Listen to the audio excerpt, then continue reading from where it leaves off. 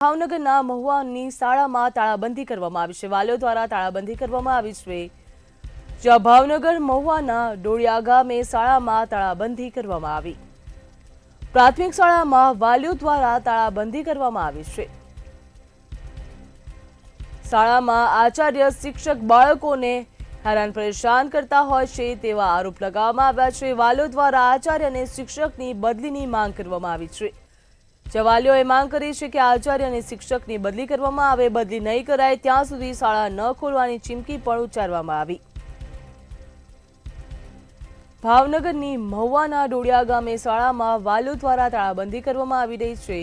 જ્યાં પ્રાથમિક શાળામાં વાલીઓએ તાળાબંધી કરી તેમના દ્વારા માંગ કરવામાં આવી રહી છે કે શિક્ષક અને આચાર્યની બદલી કરવામાં આવે। શિક્ષક અને આચાર્યો બાળકને હેરાન પરેશાન તેમજ ધમકાવતા હોય છે તેવા આક્ષેપ કરવામાં આવ્યા છે। વાલીઓ દ્વારા આચાર્ય અને શિક્ષકની બદલીની માંગ કરવામાં આવી।